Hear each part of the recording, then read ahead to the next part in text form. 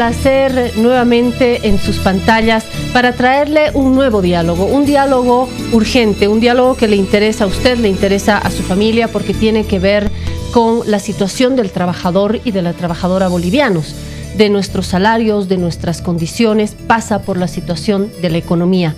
El escenario ideal era el gobierno, los trabajadores o sus representantes y los empresarios o sus representantes.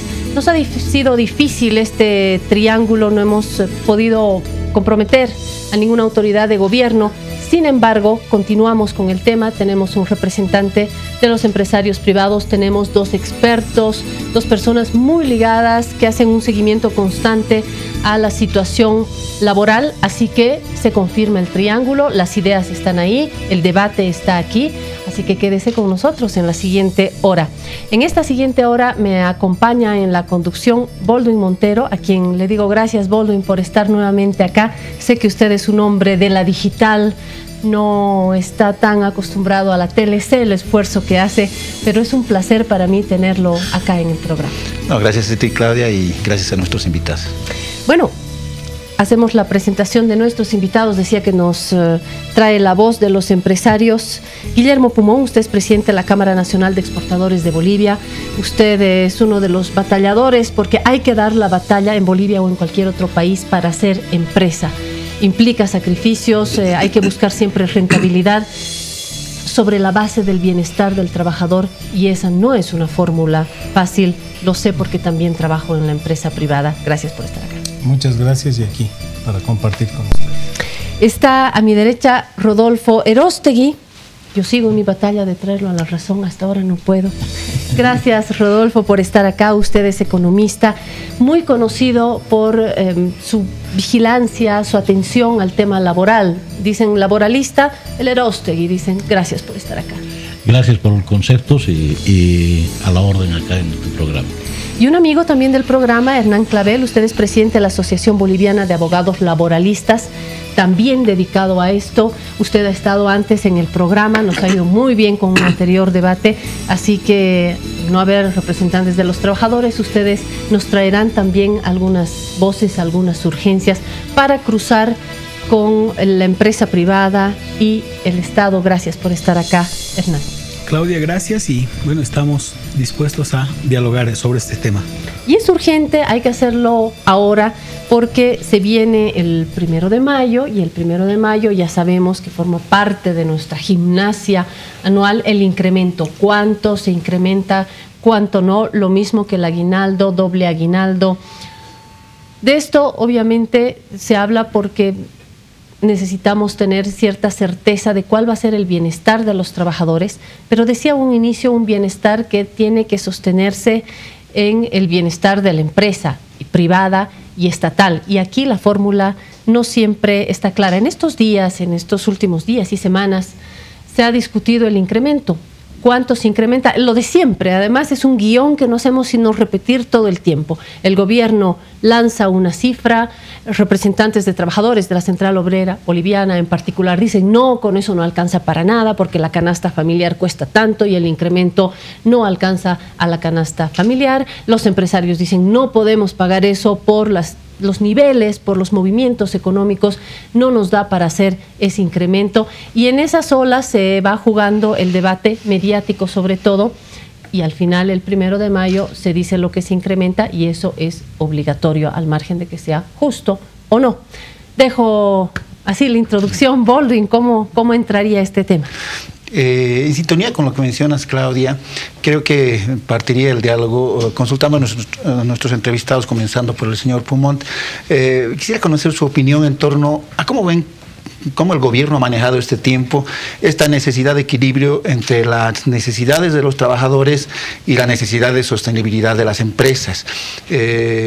¿Cómo han visto ese manejo? ¿Ha habido ese equilibrio? ¿No ha habido ese equilibrio? Quizá en los primeros años, por lo menos en algunos sectores se ha entendido que ha habido, quizá la balanza esté inclinada más hacia los trabajadores y menos hacia los empresarios.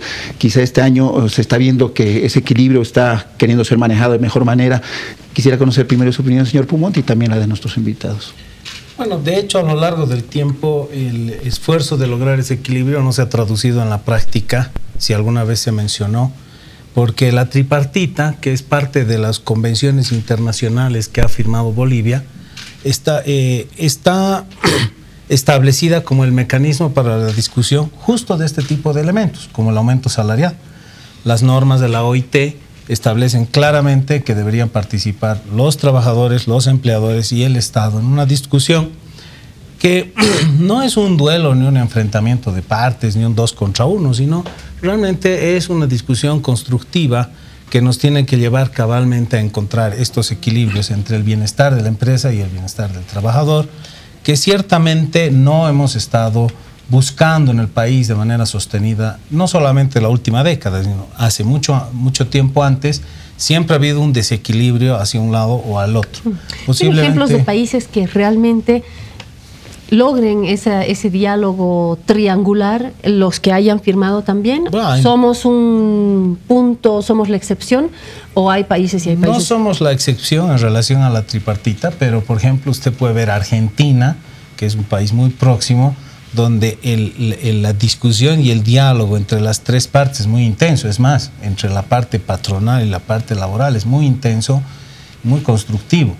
Usted ve, por ejemplo, en Argentina una parte laboral, sindicatos que participan de mecanismos de organización del Mercosur, donde estamos también los empresarios y donde uno se encuentra en un diálogo que uno ve puede ser realmente constructivo en todo el ancho de banda de los temas, porque también el tema de estar escogiendo, nos reunimos los tres, pero vamos a hablar de lo que no nos vamos a pelear, que es lo último, lo que a veces ocurre cuando la OIT promueve estas reuniones, no es lo mejor. Hay que también tocar los temas de fondo del desfase que tenemos y de las razones por las cuales Bolivia finalmente no se industrializa y no tiene más empresas de las que tiene ahora. Sin embargo, en algún momento entrevistamos al ministro Arce en este mismo programa y el ministro Arce me decía que representantes de la COP no se quieren sentar con los empresarios privados.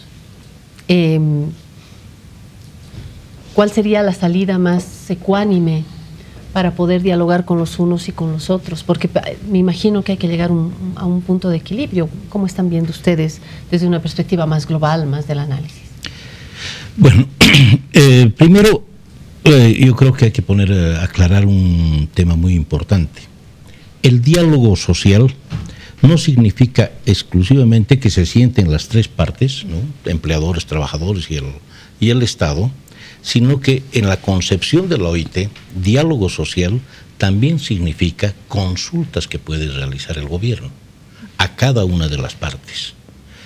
Pero es más, ese tipo de diálogo está establecido, no recuerdo en este momento el convenio, pero el convenio que establece el mecanismo de incremento salarial, ¿sí?, que es una atribución del gobierno, según la OIT, señala que primero tiene que consultar con los empleadores y los trabajadores y sobre la base de esas consultas lograr una solución. No es que se sienten en una especie de mercado, empleadores a la derecha, digamos, ¿no?, y trabajadores a la izquierda. Bueno, el gobierno ofrece tanto y ahora ustedes cuánto, ¿no? Entonces, y como las curvas, como la curva básica de la economía de oferta y demanda, claro, y se cruzan. Al final vamos a tomar, no es así, ¿sí? Son consultas y el gobierno tiene que elegir sobre la base de estudios de costos laborales, estudios de productividad, estudios del índice de precios al consumidor, etcétera, tomar una determinación media que favorezca al país, porque no solo tenemos que buscar que favorezca al trabajador o al empleador, sino tiene que favorecer al país. En los últimos años hemos visto que el incremento salarial siempre ha estado por encima de la productividad, siempre ha estado por encima del índice de precio al consumidor, y eso ha ido generando unas grandes distorsiones en materia de costos al interior de cada una de las empresas.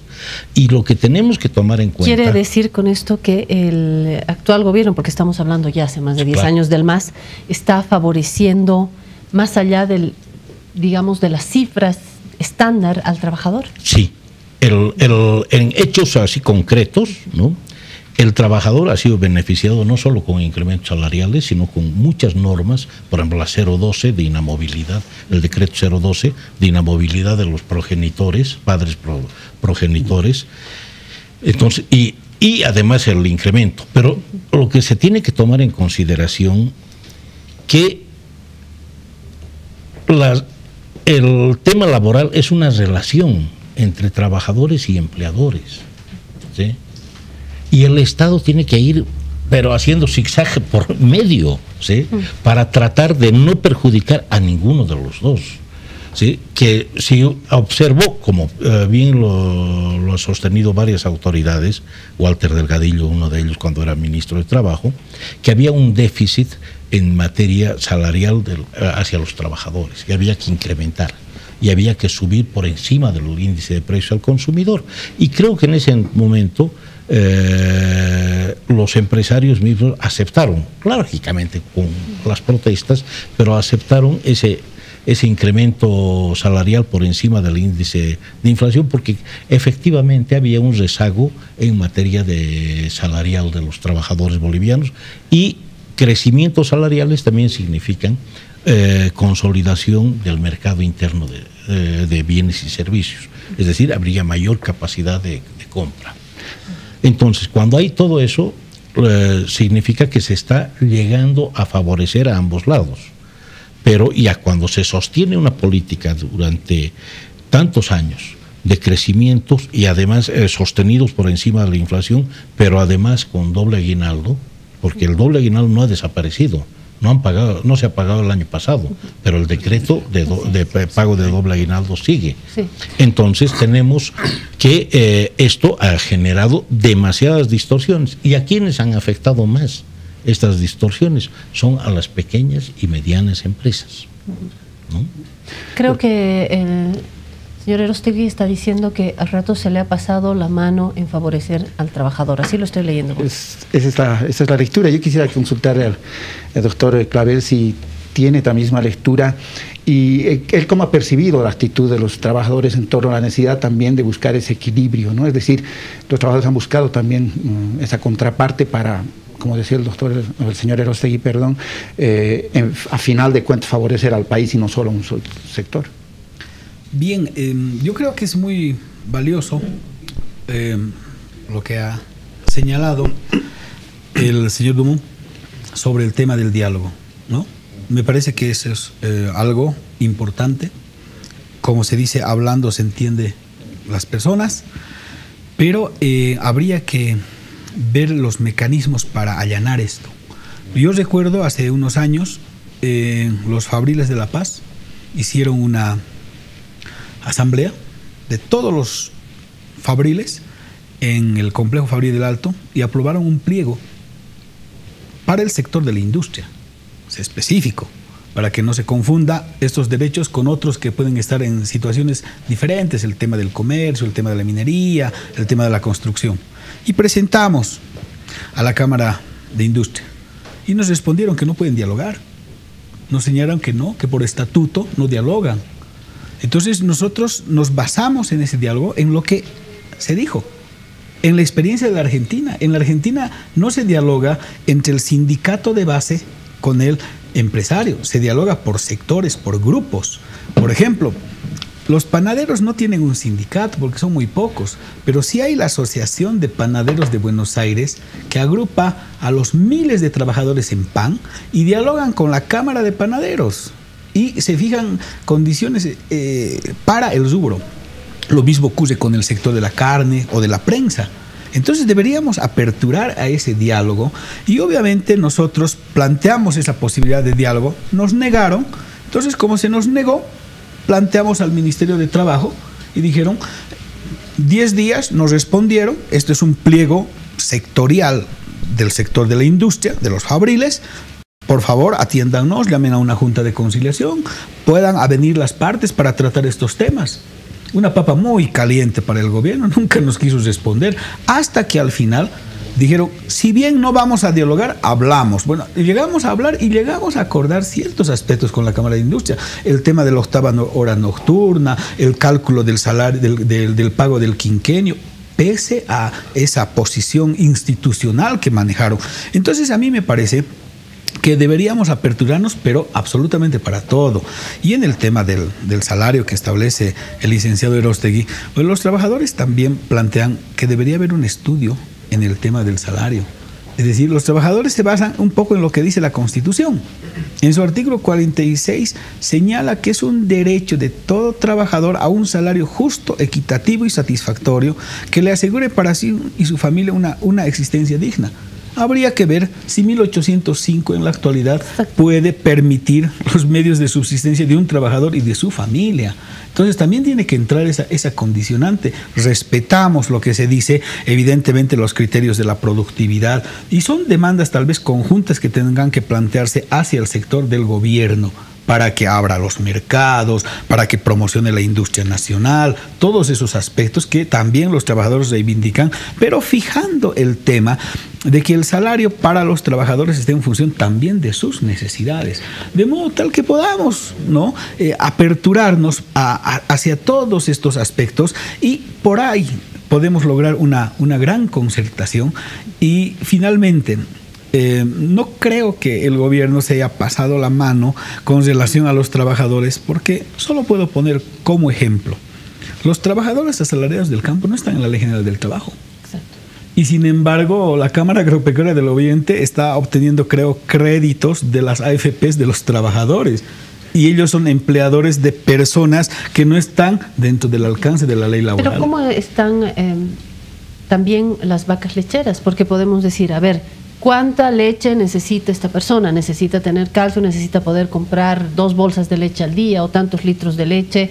¿Y cómo están esas vacas lecheras? Si la vaca empresa está así de flaca, porque ya no le alcanza, porque hay una, por ejemplo, política tributaria, pero de un rigor, ¿no es cierto?, que ha tocado muchísimas empresas, porque hay problemas también macroeconómicos, porque por muy cercano al socialismo que quiere estar el MAS, lo cierto es que vivimos en un campo regional internacional también, donde las reglas del mercado siguen mandando, en términos de cuánto entra al país, cuánto sale del país, qué posibilidades tiene la empresa de producir, de generar un valor agregado, de tener condiciones óptimas también, de tener un buen vivir para poder generar esas condiciones óptimas. Ambos aspectos tienen que tomarse en cuenta, obviamente, ¿no? No solo la situación de los trabajadores, también la posibilidad de que la empresa sea fuerte para que también pueda pagar buenos salarios. Y los fabriles han sido claros en plantear: hay que luchar contra el contrabando, hay que abrir mercados, claro, lo que usted dice, la vaca, ¿no? Pero la otra parte en la que usted dice, y con todo respeto no comparto, el tema de que estaríamos en un socialismo. No, estamos en un sistema capitalista. El socialismo es un simple eslogan que se pone el movimiento al socialismo. Cabalmente, por eso lo mencioné. Me parece muy bien, porque no hay ningún socialismo, ni mucho menos. Su base social del MAS son los cocaleros, y no creo que sean socialistas bajo ninguna circunstancia. Entonces yo creo que sí. Pero no son solamente cocaleros, creo que ha simplificado, ¿verdad? Sí, cocaleros y cooperativistas mineros en su gran base más fuerte, porque los trabajadores están también demandando. Sí, en la parte de los trabajadores por cuenta propia. Puro cuentapropistas. ¿No? Pura cuentapropistas. Pero en la parte que nos interesa en este momento, digamos, en el tema del asalariado, yo creo que sí debería abrirse la posibilidad de generar más fuentes de empleo, y de un empleo, como dicen la OIT, empleo digno, ¿verdad? Pero ahí, miren, si me permiten, entramos en una especie de círculo vicioso. Yo creo que lo he dicho muy claro. Primero, todos tenemos que aceptar, y el propio gobierno lo ha aceptado. No te olvides que el año pasado hemos estado 6 meses dialogando, aunque no hemos llegado todavía a ningún acuerdo, 6 meses después. Pero en ese diálogo se ha quedado muy claro de que hay un desfase entre, llamémosle, para mí es entre el salario y la productividad. Pero sí, todos estamos de acuerdo con que la productividad es baja, digamos, sin relacionarla con el salario. Por ejemplo, el mismo ministro mencionaba el otro día que ahora el salario mínimo de Bolivia está por encima del Perú. Entonces, Bolivia en 10 años ha cerrado una brecha brutal, ¿ya? Que podríamos haberla considerado una brecha, pero ¿y la brecha de la productividad? O sea, ¿dónde está la productividad de ese trabajador? Porque con Perú yo traigo a colación es con lo que competimos en todos los mercados en el extranjero. Nosotros producimos productos de camélidos, Perú produce. Nosotros producimos productos amazónicos, Perú produce. Quinoa. Todo lo que produce, quinoa, todo. Y tienen una eficiencia mayor, a lo cual se suma la ventaja de que tienen los acuerdos comerciales que les permiten entrar a mercados sin pagar arancel. Por ejemplo, una prenda como la que yo tengo de lana de llama para Estados Unidos, exportada de Bolivia, paga 18% de arancel al entrar. Del Perú paga 0%. Entonces, además, el trabajador peruano, supongamos que gana lo mismo, la productividad del trabajador peruano, que es algo que han trabajado en Perú desde hace mucho tiempo, es mayor. ¿Eso qué quiere decir? Que en un mismo periodo de tiempo, con un mismo nivel de esfuerzo, a un mismo nivel de salario, en Perú se produce más. Por lo tanto, su costo de mano de obra es más bajo. Y esa es la discusión que tenemos que tener ahora de cara al futuro. Asumamos que la brecha ya se cerró. Ok. Pero cerrada la brecha, para lo que dice aquí el compañero Clavel, más empleos, necesitamos más empresas. 100,000 personas que se incorporan cada año a buscar un empleo necesitan trabajar en algún lugar. Y es claro que los países que toman como opción para que trabaje ese lugar, el Estado, las instituciones públicas, y agrandan todo ese aparato, no son sostenibles. No estoy calificando ni de bueno ni de malo. Nunca hay suficiente dinero para sostener un empleo basado en un aparato estatal. ¿Cómo se crea un empleo sostenible? Construyendo empresas. Y las empresas privadas también pueden ser públicas, pueden ser una respuesta más eficiente. Ahora, ¿por qué no tenemos más empresas públicas? ¿Por qué no abren 1,000 empresas públicas al año? Porque si hay la plata y hay la voluntad, ¿no es cierto? Por el mismo criterio de sostenibilidad. Hay una limitante, ¿no es cierto? Ahí, antes de pasar, hay una limitante de capacidad del Estado. Que esa limitante de capacidad del Estado tiene que mirar nomás pues al empresario privado para que asuma parte del rol del desarrollo del país en términos de construcción de empleo. Yo quería consultarle, el incremento al mínimo entre 2005 y 2016 ha sido 377%, pero no casi 400%. ¿Tienen datos de cuánto desempleo esto ha generado? Porque realmente hay algunas empresas chiquitas, qué sé yo, la empleada doméstica, etcétera, que no se puede sostener con un mínimo a ese nivel, y me imagino que eso genera desempleo. Bueno, lastimosamente no existe una estadística confiable en relación a la cantidad de gente que ha podido dejar de trabajar por esa perspectiva del salario mínimo, ¿no? Pero siempre tratando de evitar el diálogo forense y mirando hacia adelante. Supongamos que ahora ya tenemos un mínimo que igualó al Perú. Ahora ese mínimo, ¿cuál es la obligación? Como dijo allá Clavel, equitativo, justo, equitativo y satisfactorio. Esos son valores que, aunque en la redacción de la Constitución vinculen a una parte, que es el trabajador, es justo, equitativo y satisfactorio con las partes, con el empleador y con el trabajador. Entonces, el empleador tiene que pagar un salario justo y equitativo, proporcional a un esfuerzo. Tiene una obligación, esa obligación está traducida en el salario mínimo, que es lo mínimo. Pero a partir de ahí el trabajador tiene la expectativa o tiene que tener la expectativa de ganar más basado en su esfuerzo. Y ahí es donde entra la discusión sobre la productividad. Porque si una empresa crece orgánicamente, puede seguir incrementando los salarios, crece su productividad, aumenta su mercado, tiene más volumen. Cuanto más grande es la empresa, más diversificados sus productos, mayor valor agregado, menor es la incidencia de la mano de obra, más fácil le puede subir el salario a sus trabajadores. Nos preguntaremos cuántas empresas como la que acabo de describir hay en Bolivia y se van a encontrar con que es un desierto estéril. No hay muchas.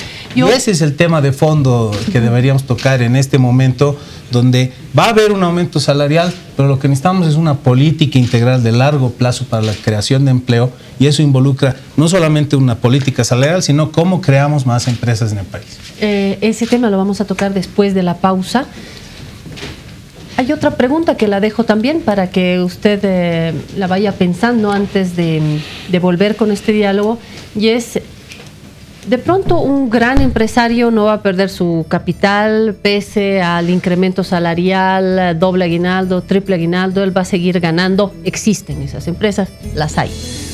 Hay otros empresarios que han decidido depositar su ahorro, su sueño en una pequeña empresa, contratan 2, contratan 5, contratan 10, y de pronto con las normas que se dictan desde arriba, que están previstas para el bienestar del trabajador, este pequeño o pequeña empresaria no tiene. Entonces decide, mejor se va a una empresa y pide mi sueldo, mi prima, mi doble aguinaldo, mi aporte, y se queda ahí y se pierde un pequeño empresario que de pronto en el futuro pudo convertirse en un mediano o gran empresario. Con esto nos vamos y seguimos dentro de unos instantes.